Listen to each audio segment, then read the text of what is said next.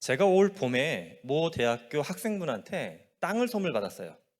제가 있는 경희대학교가 아니라 다른 대학 학생인데 저한테 오늘 연구실로 놀러 오더니 선물입니다 하면서 저는 뭐 음료수 정도 갖고 왔나 싶었는데 음료수도 한 병 주시면서 땅 문서를 내밀었습니다.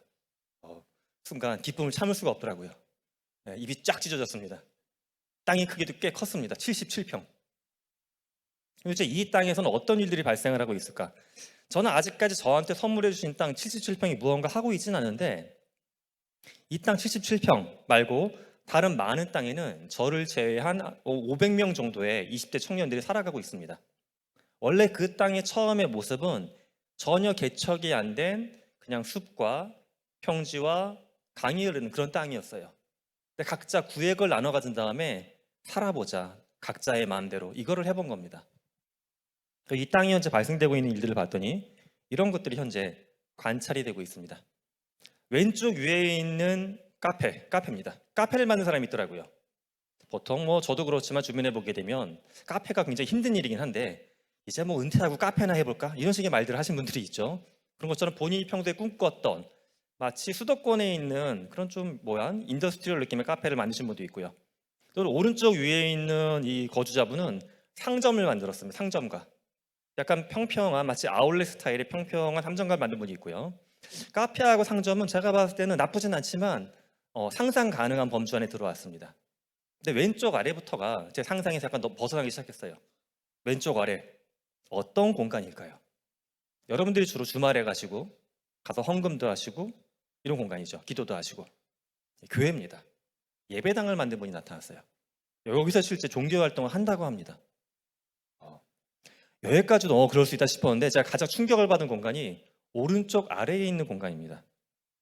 여러분들이 실제 여기 있는 메타버스를 들어가 보신 적은 없어도 물리적인 현실에서 비슷한 행동을 최소한 한 번씩은 해보셨을 거예요.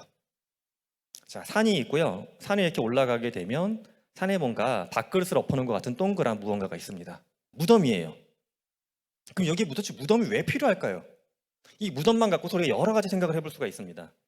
이게 한 500명이 살다 보니까 규칙을 어기는 사람들이 나타나겠죠. 그 이들이 여러 가지 제도를 만들어 놨는데 이 제도 중에 가장 강력한 처벌로 사형이 있는 겁니다. 근데 메타버스 속 아바타한테 사형은 뭐냐 하면 그 아바타 갖고 여기 들어오면 안 돼 이거잖아요. 그러니까 무덤에 보냈다라고 가정을 한 거예요. 자, 이쯤에서 여러분들은 만약에 여러분들한테도 77평의 땅이 여기 생긴다고 하면 뭘 하시겠습니까? 나한테 만약에 이런 땅이 있다라고 하면 나는 이 땅에서 무엇을 할 것인가? 이 땅을 여기까지만 보면 어떤 분들은 그렇게 보십니다. 게임 같다. 야, 500명이 모여가지고 게임하고 있는 거잖아. 과연 이게 게임일지 한번 좀 더 깊게 들여다보겠습니다. 저 말고 다른 분들도 다 땅을 갖고 계세요. 또 여기 보면 땅 문서가 있고 토지가 거래된 내역도 뜹니다. 있어요. 또한 이게 이 플랫폼의 특성을 모르시는 분들이 많아서 제가 너무 깊게 들어갈 생각은 없는데 이게 마이크로소프트, 그러니까 윈도우나 파워포인트를 만든 그 회사에서 갖고 있는 플랫폼인데요. 이 마인크래프트라는 메타버스 공간은 땅을 파면 자원이 나옵니다. 이 자원 갖고 뭔가 할 수가 있어요. 그러다 보니까 여기서 자원이 또 마치 국제 원자재 시세표처럼 자원 시세가 왔다 갔다 합니다. 산출량이나 사람들 수요에 따라 가지고 경제가 돌아가고 있는 겁니다. 경제가. 그런데 이렇게 누군가는 사업을 하고 돈을 벌고 이런 공간에서 또 다른 꿈을 꾸는 사람들도 나타났습니다. 바로 이거예요. 철도. 이 땅이 무지 큽니다. 실제 마인크래프트는 기술적으로 보게 되면 땅의 면적이 제약이 없습니다. 그러니까 만들라고만 하면 한국보다 더 큰 땅도 만들 수는 있습니다. 그렇게까지 크진 않은데 아마도 땅의 크기가 서울의 한 구 정도는 될 것 같습니다. 그러다 보니까 내가 여기 있는데 저 끝으로 이동을 해야 돼요. 어떻게 가야 될까요? 키보드를 열심히 눌러야 됩니다. 손가락이 아프겠죠. 그러니까 여기서 우리는 중요한 광고 카피를 발견할 수가 있습니다. 손바닥 위에 보게 되면 손도 편한 이런 광고 포스터를 만들어가지고 철도 사업을 시작한 사람이 나타났어요. 여기 철도를 깔면 되겠다. 실제 인류 역사를 보게 되면 유럽이건 북미 지역이건 철도를 깔았던 사람들이 엄청나게 거대한 부를 만들어냈죠. 철도를 바탕으로 문화교류가 발생을 했고요. 철도를 깔았습니다. 이름하여 시공철도. 포스터를 만들어서 하는데 문제는 그거예요. 이분도 처음에 갖고 있던 땅은 요만큼일 거 아닙니까? 그러면 투자를 받아야 되겠죠. 투자를 유치한 겁니다. 자원을 대라, 돈을 대라, 너희 노동력을 대라. 투자를 막 유치했습니다. 그래서 수익을 나눠주는 구조예요. 철도가 돌아다니기 시작을 한 다음에. 실제 철도 여기 저렇게 깔려 있습니다. 노선도가. 근데 참 굉장히 멋있게 만들었다는 부분은 오른쪽에 보게 되면 영명을 추천받습니다라고 해서 디스코드라고 하는 어떤 커뮤니티 또는 채팅할 수 있는 툴을 활용을 해가지고 역의 이름도 자기가 스스로 짓지 않고 사람들의 의견을 들어본 겁니다. 예. 여기까지 보게 되면 앞서 경제가 돌아가고 있고요. 사업을 할 수도 있고 또한 굉장히 민주주의적인 또 모습도 잘 보여주고 있습니다. 근데 또 꼭 이렇게 해야 된다라고 누군가 이 세상에서 규칙을 다 짜놓은 건 아니에요. 오히려 이건 하면 안 됩니다라는 거에 대한 규칙이 있지 뭐 철도를 만들어야 됩니다. 어떻게 써야 됩니다. 그런 건 없어요. 이들이 이제 다만 20대 초반까지 살아왔던 본인의 삶과 본인의 철학을 바탕으로 무언가의 삶을 여기서 만들어가고 있는 겁니다. 이들이 이제 이렇게 하고 있는데 저는 이 작업을 이렇게 해석을 해봤어요. 인류의 이동 지도입니다. 이게 런던에 있는 자연사박물관에 있는 자료를 제가 갖고 온 자료인데요. 동아프리카 지역에서 시작한 인류가 육로를 따라가지고 이렇게 다른 땅으로 넘어갔죠. 또 이번에 있는 땅에서 중앙아시아 넘어가는 쭉 가운데 지점쯤에서 농경 문화가 시작이 됐고요. 농경 문화가 우측 이렇게 수평적으로 쭉 퍼졌죠. 그다음에 북미 지역, 남미 지역 같고 역사적으로 보면 가장 늦게 인류의 발길이 도달한 지역이 남태평양 지역에 있는 섬나라들이라고 하더라고요. 저기 인류가 살고 있습니다. 지구상에는 제가 봤을 때 뭐 100%까지는 모르지만 99.99%의 확률로 인류는 모든 땅의 존재를 알고는 있습니다. 그럼 이러한 현상을 어떻게 해석을 해봐야 될까? 인류가 일단 여기 이제 보게 되면 남태평양에 2500년 전에 도달했다고 했는데 이 다음에 도달할 땅을 저는 크게 두 가지로 예상을 해봤습니다. 하나는 일론 머스크가 꿈꾸고 있는 우주입니다. 화성. 근데 또 하나의 땅이 전 그런 것 같아요. 근데 이 화성으로 가는 거는 너무 많은 비용도 들고 많은 또 위험 요소가 존재하죠. 어느 한쪽의 이주 경로의 정답이라고 저는 보지는 않지만 앞서 보여드렸던 야생월드는 또 다른 하나의 이주 경로가 아닌가 생각을 합니다. 그럼 이주의 시간이 얼마나 걸릴까? 이게 1970년대 초반에 나온 탁구입니다. 72년도에 나왔어요, 정확히. 저보다 세상에 1년 먼저 나온 애인데 제가 초등학교 초반 때 이거 했던 기억이 나요, 아직도. 화면 아래 얘는 2022년에 나온 겁니다. 이 콘텐츠의 이름은 매트릭스 어웨이큰. 언리얼이라고 하는 게임 엔진을 홍보하기 위해서 올 초에 무료로 개방된 콘텐츠인데 이렇게 보면 어떤 도시의 외관 같죠. 유럽 같기도 하고 북미 지역 같기도 하고. 근데 여기서 놀라운 점은 이 도시는 실제 존재하는 도시가 아니라는 거. 또 하나는 이 영상이 어떤 영화사가 갖고 있는 고용량 컴퓨터로 사전에 막 작업을 한 결과물이 아니라 개인용 컴퓨터에서 실시간으로 돌아가는 결과가 이 정도가 나온다는 겁니다. 네. 위에서부터 아래까지 내려오는데 50년이 걸렸습니다. 50년. 어찌 보면 엄청 오래 걸렸다고 볼 수도 있지만 기술은 점점 더 악셀레이터, 가속화되고 있죠. 악셀레이터를 바꾸서. 즉 이게 다음에 50년 후에는 이 격차보다 훨씬 더 무서운 무언가가, 놀라운 무언가가 나와 있을 겁니다. 그래서 이번 두 그림을 띄워놓고서 제목을 이렇게 달아놨습니다. 이주에 시간이 얼마나 걸릴까? 기술적으로는 최소한 여기 있는 모든 분들이 살아 생전에 엄청난 기술적인 이주는 경험하실 수가 있습니다. 그럼 인류가 일로 넘어갈 때 크게 어떤 일이 발생을 할까? 많은 분들이 가장 먼저 생각하는 건 공간의 대체입니다. 많은 지자체들이 무언가 했다라고 하게 되면 신문에 엄청나게 악플이 많이 붙어요. 땡땡시가 뭐 공간을 만들었다, 시청을. 땡땡군이 뭐 군청을 만들었다. 사람들이 가보고서 놀라는 이유는 내가 실제 가봤던 공간하고 똑같기 때문에 욕을 합니다. 댓글 달아요. 그죠? 근데 막상 공무원분들은 똑같이 만들었는데 왜 욕하지? 또 이런 질문을 하십니다. 네. 근데 여튼 공간을 그대로 복제하는 대체가 있고요. 또 하나는 공간을 확장하는 것들도 가능합니다. 공간의 확장이라는 건 이거예요. 여러분이 만약에 A라는 시의 공무원이다라고 가정을 해보겠습니다. 그럼 그 시의 공간을 어떻게 메타버스에 만들까? 10층짜리 건물에 10층에 시장시에 있는 원래 물건을 똑같이 만들 것인가, 건물을. 저는 이건 아름답지 않은 메타버스라고 생각합니다. 10층짜리 건물이 있고 10층의 시장실이 위치하게 된 배경에는 수백 년의 역사가 깔려 있는 거죠. 공간은 안과 밖이라는 개념이 있고 위와 아래라는 개념이 있습니다.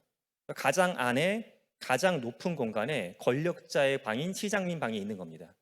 근데 굳이 메타버스에서도 공간을 그렇게 만들 필요가 있을까? 아니라는 거죠. 시장님은 실제 사람들이 와서 때리지 못할 거 아니에요. 메타버스니까. 그러면 뭐가 가능하냐 하면 시청과 광장 가운데에 폴대 하나 꽂아놓고 시장님이 앉아 있을 수도 있습니다. 시장님이 굳이 실제 모습이 60대 아저씨의 모습을 갖고 있을 필요도 없죠. 우리 시민들이나 우리 국민들이 가장 사랑하는 캐릭터가 뭘까?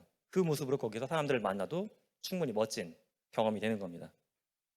즉, 지금은 많은 기업이나 기관들이 공간과 인간을 대체하기 위한 노력들을 훨씬 더 많이 하고 계시는데, 제가 바라는 이상적인 모습은 물리적인 현실의 벽을 넘어서서 새롭게 만들 수 있는 디지털 현실이기 때문에 오히려 확장하는 공간, 확장하는 인간을 보여줬으면 좋겠습니다.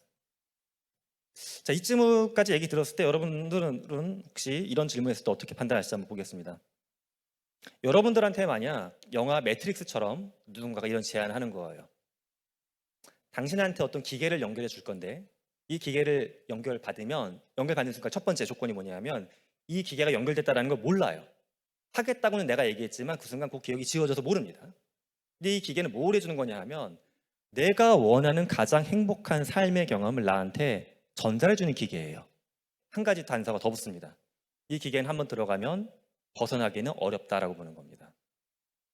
자, 근데 이건 제가 만든 어떤 상상은 아니고요. 1974년도에 철학자 로버트 노직이 했던 이야기입니다. 실제 책에 나오는 이야기인데 이 책의 제목이 무정부 상태, 국가, 그 다음에 유토피아 이렇게 세 가지 단어를 갖고서 써놓은 책입니다. 이거 자체가 책 제목이에요. 무정부 상태, 국가, 유토피아.